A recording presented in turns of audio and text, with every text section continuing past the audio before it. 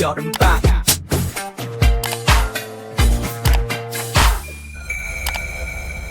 인천광역시 교육청 중등생 젤부 여름방학 우주 프로젝트 중등생 젤부. 안녕하세요. 2024학년도 중등 쌤튜브 미술 과목을 맡게 된 교사 서효원입니다. 이번 1차 시에는 미술사의 큰 흐름 중에서 미술의 암흑기라고 할 수 있는 중세시대 작품을 감상해 보도록 하겠습니다. 선생님이 이 수업을 통해서 작품 감상 팁도 알려드리도록 할게요. 오늘 수업 내용의 개요입니다.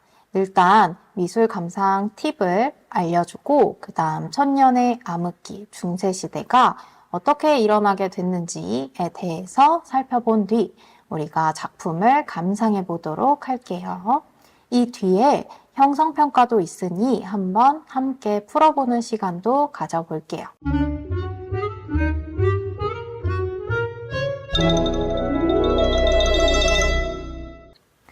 미술 작품 감상 방법에 감상 요소들이 있는데요. 이를 설명해 주도록 하겠습니다.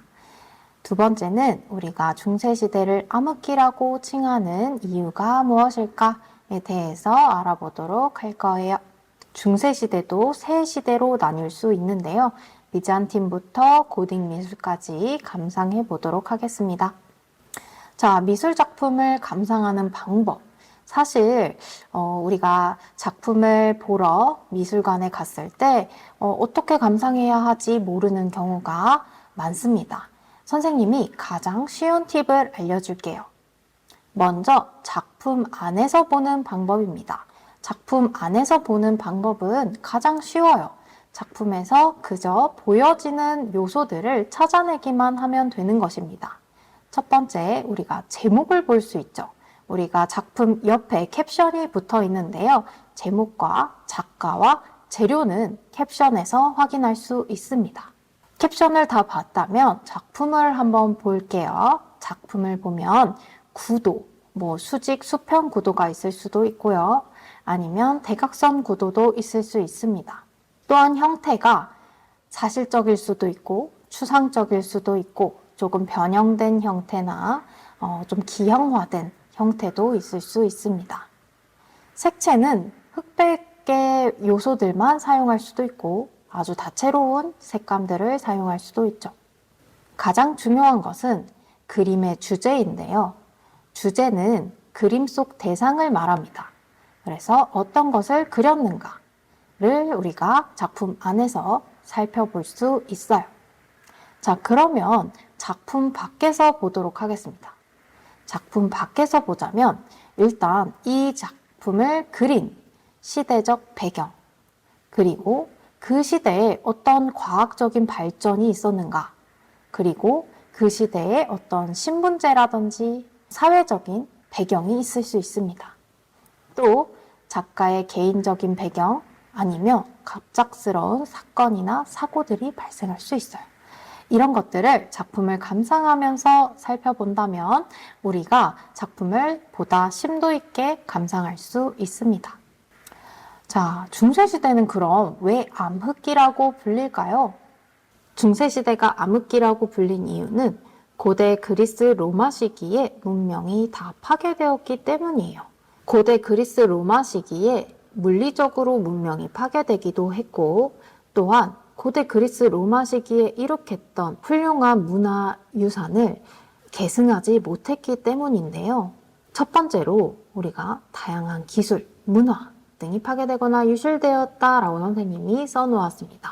이 기술과 문화에는 학문과 문화, 그리고 미술, 음악, 건축 등 다양한 문화예술이 해당이 됩니다.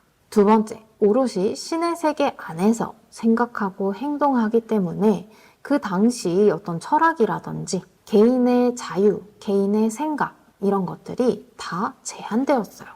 그래서 우리가 더 배우고 싶은 자연과학이라든지 관찰을 통해서 우리가 알 수 있는 모든 철학의 학문들이 그리고 또한 창작물들이 제한되었고 그 모든 기준이 법 또한 신이 되었다는 거죠. 그래서 신이 말한 신에 대해서 써져 있는 교리가 법이자 기준이 되어버린 것이죠. 그래서 이 암흑기가 무려 1000년 동안이나 지속이 되는데 그 동안에 미술이 1000년 동안 발전하지 못하고 침체되었다라고 할 수 있죠. 그래서 미술에서도 미술의 암흑기라고 불립니다. 그래서 미술은 어떻게 변모하였을까요? 일단 첫 번째로 형태와 색채가 굉장히 단조로워집니다.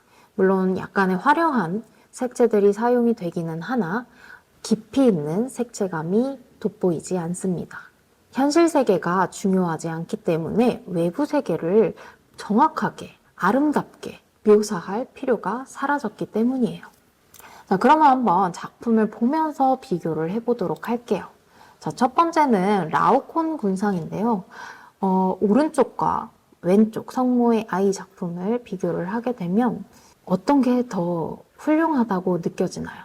물론 조각 작품과 회화 작품이지만 누가 보더라도 왼쪽의 라오콘 군상이 훨씬 수준이 높은 작품이다 라고 누구나 입을 모아 말할 것 같지 않나요? 그런데 오히려 왼쪽이 더 오래전에 만든, 고대에 만든 작품이라는 거예요. 자, 그럼 자연스럽게 오른쪽 성모와 아이라는 이 작품이 중세시대 때 만들어진 작품이겠죠. 자, 어때요? 작품으로 보니까 확실히 미술이 퇴보하고 있다라는 생각이 들지 않나요? 자, 그러면 중세 미술을 좀 더 감상을 해보도록 하겠습니다. 일단 지금 유스티니아누스 황제와 신하들의 작품에서는요, 작품의 안에서 한번 살펴보도록 하겠습니다. 자, 제목이자 대상인 유스티니아누스 황제, 가운데 있는 사람이 황제입니다. 그리고 양 옆에 있는 신하들이 여러 명 있네요. 자, 구도는 수직 수평 구도라고 할 수 있어요. 선생님이 빨간색 선으로 표시를 해놨는데요. 수평적이고 수직적인 구도, 굉장히 딱딱하고 단조로운 구도로 볼 수 있습니다. 자, 재료는 여러분, 이것은 모자이크라는 형식인데요. 모자이크라는 형식은 다양한 색상의 돌들을 하나하나 벽에다 박아 놓음으로써 이미지를 만들어 나갑니다. 그렇기 때문에 형태는 단순화될 수밖에 없겠죠. 게다가 알록달록한 색상의 돌들을 사용하기 때문에 매우 장식적입니다. 색채는 아까 말했듯이 형형색색의 경쾌하고 선명한 색깔의 돌들을 사용합니다. 자, 그러면 작품 밖에서 보도록 하겠습니다. 자, 시대적 배경은 동로마 제국 시대의 비잔틴 미술이라고 할 수 있어요. 비잔틴 미술은 다른 게 아니라 비잔틴이라고 불리는 미술의 형식입니다. 이 당시 사회적 배경이 이교도의 우상숭배, 그러니까 즉 이교도가 로마 제국을 침범하면서 이교도가 믿는 다른 숭배 대상들과 선긋기를 시도하면서 성상 파괴 운동이 일어납니다. 즉 성상 파괴 운동이 무엇이냐면요, 신은 신 그 자체로 존재하는 것입니다. 인간의 형상을 띠고 있지도 않고요. 신은 그저 빛이에요. 그런데 그 신성함을 어떤 형상이 담고 있다라고 한번 생각해 보세요. 그 어떤 성상도 신격의 본질을 묘사할 수 없습니다. 이렇게 성상 파괴 운동을 주장한 사람들의 말은 어떠한 성상도, 그러니까 예를 들어서 하느님의 상을 만들었다고 생각해 봅시다. 하느님의 그림이 있어요. 그러면 하느님의 그림을 세워두고 사람들이 기도를 하는 거예요. 자, 그러면 진짜 하느님한테 기도를 하는 걸까요? 그 그림에 기도를 하는 걸까요? 자, 이런 것을 우리가 우상숭배라고 합니다. 그 대상이 신이어야 하는데 그 대상이 그림이 되면 안 되는 것이죠. 그래서 성상은 파괴되어야 한다라고 주장했습니다. 자, 세 번째, 우리가 신분 제도가 존재했다라는 거예요. 그래서 대부분의 평민들은 문맹이었어요. 그래서 우리가 성상이 파괴되어야 하지만 문맹인 평민들도 우리가 기독교에 전도를 하기 위해서는 그림으로 이해를 시키는 방법밖에 없었다. 그러니까 그림이 굳이 사실적이지 않아도 된다의 입장이었던 거죠. 그래서 그 결과 기독교의 교리를 오로지 숭고하고 엄격하게 표현하는 데 중점을 두었다고 할 수 있죠. 그래서 대부분 딱딱하고 매우 평면적이며 단순화된 형태를 볼 수가 있습니다. 자, 그러면 로마네스크와 고딕 미술을 또 함께 감상해 보겠습니다. 작품의 형식을 볼게요. 로마네스크와 고딕 미술도 다 그 시기 중세 미술이 변모하는 과정 속에 있는 미술의 형식입니다. 둘 다 사실은 건축의 양식입니다. 그런데 우리가 중세의 미술은 건축과 떼어놓고 볼 수가 없어요. 왜냐하면 보통 교회의 건물이거든요. 그래서 우리가 로마네스크 건물의 경우에는 기둥이 발달하지 않았기 때문에 외벽이 매우 두껍고요. 그리고 높은 형식의 건물을 짓는 것이 거의 불가능했기 때문에 가로로 굉장히 길쭉합니다. 즉, 건축 기술이 발달하지 않았기 때문에 높은 천장을 만들 수 없었던 거죠. 그래서 그 두꺼운 벽에 창 하나 뚫는 것도 어려워서 창이 매우 조그만 게 특징입니다. 자, 그러면 건물 내부는 어떨까요? 창도 조그맣고 벽은 두껍고 그래서 그 벽을 꾸미기 시작합니다. 그게 바로 프레스코 벽화예요. 벽에 먼저 회칠을 칠합니다. 회칠은 석고와 물을 섞은 건데요. 석고와 물을 섞은 뒤에 벽에 칠을 해요. 그 다음에 안료와 석회수를 섞은 물감을 가지고 그림을 그리는 거예요. 자, 이럴 경우에 이미 바탕에 칠했던 석고가 굳으면서 우리가 안료로 칠했던 물감도 함께 산화되어 굳기 시작합니다. 그래서 그 안료가 벽 그 자체가 되어버리는 벽화 기술이에요. 이를 프레스코 벽화라고 합니다. 이렇게 프레스코 벽화로 그 벽의 내부를 꾸미기 시작하는데요. 보통 그림의 대상은 그리스도와 세 제자들을 주로 그립니다. 자, 색채를 한번 보게 되면 굉장히 부드럽고 은은하게 가라앉은 색채를 볼 수 있죠. 이게 바로 프레스코 벽화의 특징입니다. 형태는 둘 다 매우 평면적인데요. 그림자의 표현이라던가 원근법의 표현이라던가 이런 것들은 전혀 보이지 않습니다. 단지 중요하다고 생각하는 것을 좀 더 크게 그리거나 비교적 덜 중요한 것을 작게 그리는 정도이죠. 분위기는 로마네스크의 경우에는 매우 엄격하고 무서운 모습으로 그려져 있는데요. 덕분에 종교에 대한 위압감이라든지 숭고함이라든지 이런 분위기가 느껴진다고 합니다. 자, 그러면 고딕 미술을 한번 볼게요. 고딕의 경우에는 이제 로마네스크에서 건축술이 좀 더 발달을 하면서 아치 형태의 궁룡이라던가 아니면 첨탑이라던가 기둥들이 등장하기 시작합니다. 건축물 안에 기둥이 여러 개 생기기도 하고 건축물 바깥에 따로 기둥을 세우기도 합니다. 이러면서 점점 높이가 높아지게 됩니다. 자, 게다가 두꺼운 벽도 필요가 없게 됐어요. 왜냐하면 기둥을 여러 개 세우면 되거든요.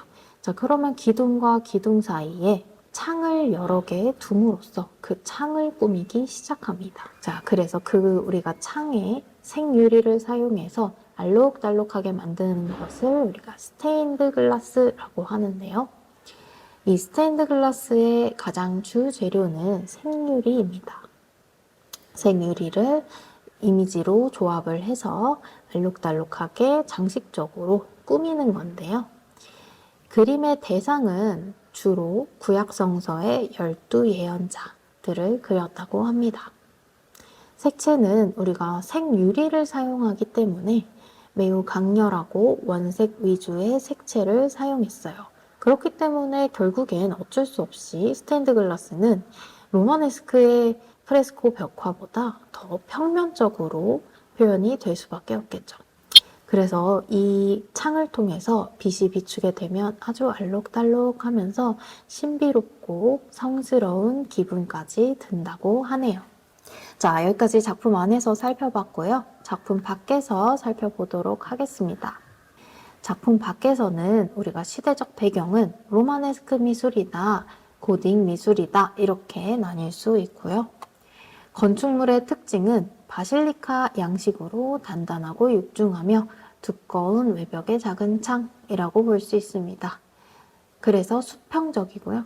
고딕 미술의 경우 궁룡형 아치들을 지탱하는 긴 기둥 사이에 유리를 끼움으로써 수직적으로 변모했다라고 할 수 있습니다.